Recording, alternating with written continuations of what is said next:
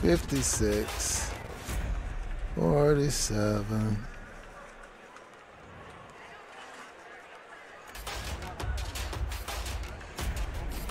How good are we? I know we're about to go live so they can hear you. I'm trying to figure out whether I'm trying to download the game so I can watch it on the plane. I'm trying to see how close it is to being finished because that will speed up our feed. It says 40 seconds, people. 40 seconds. All right, our feed looks better. Comes down 3, 2, 1. Welcome to POSTCAST. The Utah Jazz fall to the San Antonio Spurs. The defensive problems that we thought were not replicable evidently are, as the Spurs use a very similar game plan to cause the Jazz all sorts of fits. Ron Boone will be breaking it down for you, as will I, as we continue on POSTCAST.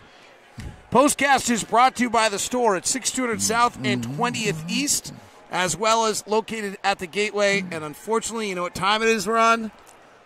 Mudslide cookie time again. We've lost 2 in a row. You can make yourself feel better by getting a mudslide cookie. Ron Boone, what's going on defensively? I just think the Jazz are struggling with the perimeter defense. The pick and roll there in the middle of the floor, I think, is giving them some problems. And I was thinking during the course of the basketball game that as well as the Jazz key off certain situations out there defensively, what I would have liked to have seen, David, is for instead of going over the top on everyone, I'd like to see them go underneath on DeRozan and just keep him from penetrating and getting into the lane, force him to take shots a little farther out, or even force him to take some threes. So going underneath would keep him from getting to a spot, I think, around that 15-foot range. So on DeRozan, it obviously didn't work. They only shoot 26% on threes, so that aspect of the defense trailing on a lot of these guys worked, right? Yeah, You're trying to make Patty Mills, he goes 3 of 9. You're making Bell. So that aspect worked. They shot an unbelievable 67% in the paint, non-restricted, a 77% on long twos. Their mid-range game was ridiculous tonight. It really was, and they were comfortable shots, too. It wasn't like the Jazz were fighting them and make them shoot off-balance shots or anything like that. They were comfortable shots, strictly because of their the way they use their screens. I don't know how really good the San Antonio Spurs were. I know how good they were tonight. And they pretty good game plan. They started off the ball game fouling Rudy Gobert, forcing him to go to the free throw line, not letting him get any of those high percentage shot dunks, and incidentally shooting 70% at the rim going into tonight's game. They just did not give any of that up. And Jazz were down 8, and they lose by 7. So it just like they just could not make up any ground. Jazz got it to 4 a few times that they did not lead since after the 3-minute and 30-second mark of the fourth quarter. The most concerning thing to me, Ron, is in the last 3 games against good teams, Dallas, Houston, San Antonio, we have trailed for probably, I'm kind of doing this off the top of my head, but I would guess we've trailed for about 130 of the 100, or about 135 of the 144 minutes. Like, I don't think we've we won the Dallas game leading for about 1:18 minutes. We didn't lead for much of the Houston game, and we didn't lead for more than about 2 minutes tonight. So maybe I'm being even generous. I don't think we led in the Houston game. I know we lost every quarter. So, and then tonight was another. We took a brief lead in the second and a brief lead in the third, but not for more than a possession, right? Yeah, that's what it is. But what I'm getting at is after the quarter, then you're down. It's just this is not what we've seen all season long, and you know this is the ebbs and flows of the NBA. And I'm sure Quinn and his coaching staff will figure it out, and Jazz will get back on track. Well, the offense has been great. That's worth noting that the offensive rating, which has been about a 120 since the Jordan Clarkson edition, 121, I think, 6 points better than anybody else in the league, was just as good tonight as it has been the whole time. It really has been. I don't think we'll have to ever worry about the offense. I mean, we have the key pieces for the Jazz to score, put the ball on the floor. Donovan Mitchell's unbelievable. Rudy Gobert's great at the rim. Boyan, Joe Ingles, all of these guys know the system very, very well, and for the most part, they get what they need out of it. Defensively, position, Royce O'Neal's probably our best position defensive player, and even with him, he has not been that great so far here in the last 3 or 4 ball games. That's what jumped out tonight was that in the other games, they really Eric Gordon went after Joe Ingles and tried to get Bojan Bogdanovic on switches, and Dallas did that with Luka. They didn't do that tonight. They left Bojan and Joe to chase their shooters, thinking they were going to have luck with that, and let DeMar DeRozan just go to work on Royce O'Neal. He got to whatever spot he wanted.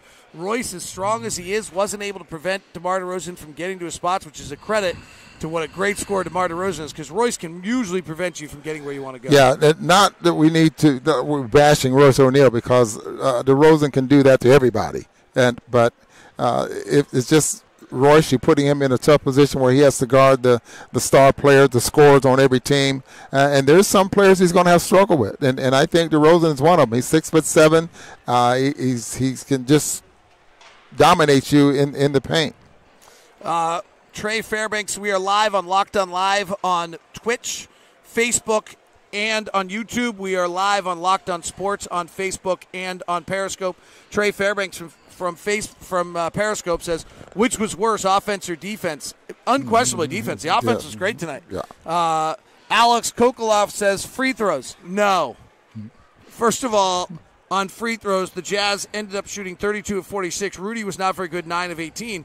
But frankly, 32 of 48 from the free throw line, you can't expect him to shoot more than 75, 76%. So you're actually only adding about 4 points there. It wouldn't have made a difference. The defense was terrible. That's the story of tonight. Yeah. I don't think I can add anything to that, but the three-point shooting made up for some of that three-point shooting. Free throw miss anyway with 14 makes. Our offensive numbers are good. Right. It's just got to do something about what we're doing defensively. You'd be pleased about this on Twitch. We've got a smart one. Why on earth go over the screen on DeRozan and Murray when Rudy's dropping so far? Know your personnel. Defense is terrible. Also, they can't stay in front of anyone. Right. Yeah. That was my point. DeRozan is not a three-point. Yeah, I guess I did.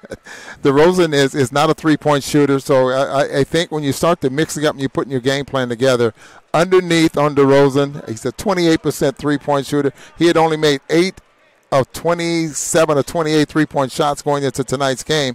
And that 28 attempts shows you right there that he's not taking any threes. Here's an interesting question from Tyson Tanner on Facebook, and I don't think he hits either of the answers here. Is it energy for defense or is it scheme? Steam? Scheme. Like your defensive scheme. Yeah. Not scheme. Oh, the scheme. Okay, yeah. I'm a little more concerned that it's neither of those two. Yeah. That's, sometimes your game plan doesn't work. So maybe tonight was one of those ball games where it just doesn't work. The only difference that I saw that I would have liked to have seen would be to go underneath the screens on DeRozan. Mike Conley wants from Periscope or Colin from Facebook, is Mike Conley throwing us off on defense? That's a hard one. Conley's getting what? How many minutes a game now? He played 20 minutes tonight. We were -5. We were on minus for everybody tonight. Rudy getting in foul trouble and only playing he ended up playing 32 minutes, but being out for the portion of the game really hurt us for a while. Ed Davis came in for Tony Bradley. I don't think we go back and see the film and see a bunch of Mike Conley defensive problems tonight. There have been some other nights where he's small and guys have gone after him, but I didn't see that tonight as much as I have. Yeah, I totally agree with that. Rudy's our protector, and he's not going to defend anyone 15, 18 feet away from the basket. So right now I'd say no. Right. Well, somebody else is saying put Mike Conley in the starting lineup because Joe Ingles can't guard anyone. So it's clearly we're just searching for answers. The fact of the matter is we're just not defending particularly well right now. Jazz fall 127-120. They have trailed for most of the last 3 games, which is disconcerting to me more than anything else. They've been outplayed, really, for most of the last 3 games, though they played very well defensively in the second, third, and fourth quarters against Dallas. They did not do so against Houston, and they head to Denver, another offensive-loaded team. This was a sequence of games where when we went into it, Ron and I talked about it, and I talked on Locked On Jazz, it would not be a test offensively because we're not playing good defensive teams. It would be a question of whether or not we could maintain our defensive excellence playing the elite offensive teams. Our offense is rolling. Our defense is not. We'll see if they can figure it out. That has been